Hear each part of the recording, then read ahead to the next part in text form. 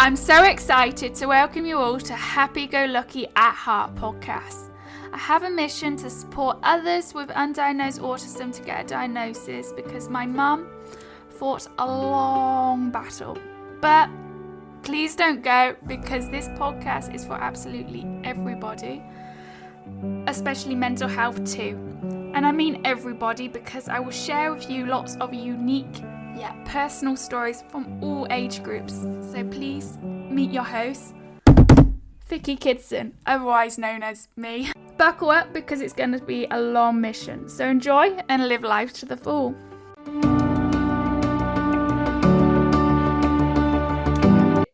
Hi, in this episode, I am going to talk about my TMS journey, Transcranial Magnetic Stimulation Therapy. Enjoy and stay positive. The room was a typical clinic. As I was there, Nikki hung pictures and art on the wall, but mostly bare, but cosy. The chair was timidly like a dentist's chair, although not completely scary, as having got a phobia.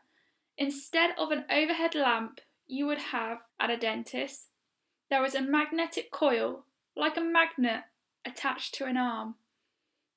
At first, I wasn't 100% sure that it would change me and it would work. It wasn't painful, but you noticed I only had twitching, but Nikki was kind and courteous as she took inventory of my symptoms. In the maintenance sessions, which I'm doing now, I'm doing questionnaires every day to help show improvements, and my trauma markers are near zero. I haven't got a label of PTSD. We always tracked our progress. Nikki always puts on the music speaker whilst we chat away. As I was laid back in the chair, nice and comfortable, she put the magnetic arm against my head with an affirming smile, but loud clicking. The noise was like an overly keen pianist. I felt pressure, I felt my head. Someone had their hands and gripping into my skull. Didn't hurt, just uncomfortable. My sessions were building up to 70% magnetic strength for 20 minutes a session. First, I would have about 30 sessions over about 2 months, and then get more relaxed for maintenance. Within 4 weeks of treatment, I had sudden dip. Suicidal thoughts came. I took a slight overdose. My mum noticed changes up until that point, but within 5 more sessions, I was back. I didn't notice any big improvements until the maintenance sessions, but my mum noticed fastly. TMS happened slowly for me, having that one day with jumping for joy, moments and tears filled with happiness. I just hope they last. Many of you probably want to know, when did depression first hit me, and PTSD and psychosis, my first episode. I've had psychosis since 2014, but was struggling with PTSD and depression much sooner, when I went into care following a stressful police interview and my mother's arrestation. At first, they put it down to lack of sleep. By this point, my mum pointed out at contact I was white as a sheet and not communicating. It wasn't until I tragically went downhill 110% more, and then they admitted me to hospital. At first, they put me on a big dose of antipsychotics, which I am still on to this day, but a different form after trying various kinds of treatment that didn't work. I was feeling completely knocked out and I just wanted to go home. I learned about TMS only recently.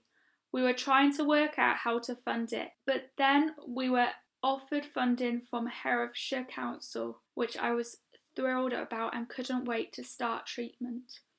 My first Smart TMS session in Birmingham, I was nervous.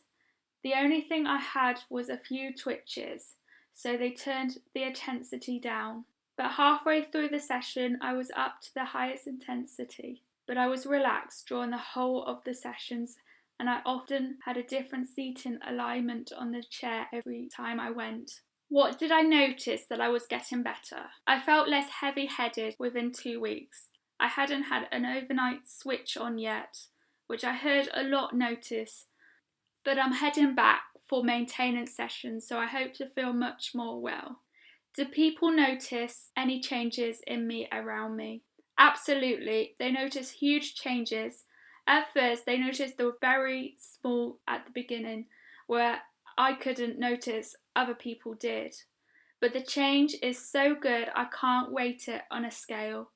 Some people notice small improvements when I'm with them each time, and my friends and family say I'm always smiling when I'm talking and more chatty in general. How am I handling day-to-day stresses now? Gym, yoga, stretches, and mindfulness and meditation. I love the Waking Up app with Sam Harris, as it goes into details of Buddhist methods. I'll link it in the bio down below the podcast. Is there anything I would have changed about my treatment? No, not at all. It's just time, and when I was doing 5 days a week, I think I would book a hotel now. How did I find going on the train every day? One of the first times, there was a little girl who was looking after her brother, and she seemed so upset, and then her foster carer or parent told her off so badly, and she looked extremely upset.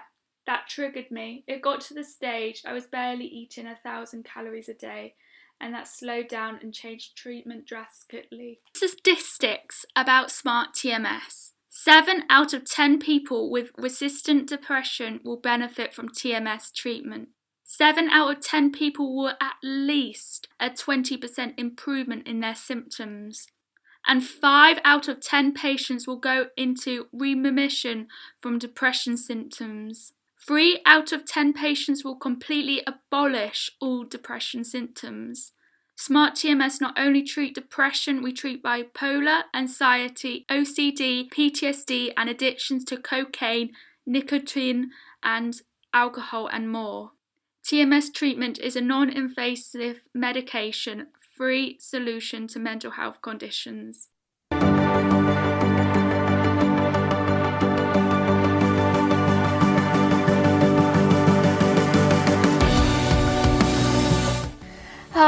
Yet another wonderful interview. Much obliged for you to stay and listen to Happy Go Lucky at Heart podcast. If you enjoyed the show, please keep on boasting about it to your friends and family. And if you have any spare time, please help an independent podcaster get known. So please leave a 5-star review on whichever podcast platform you listen on, and click the link in the show notes for many more ways to connect with me. Bye! Mwah.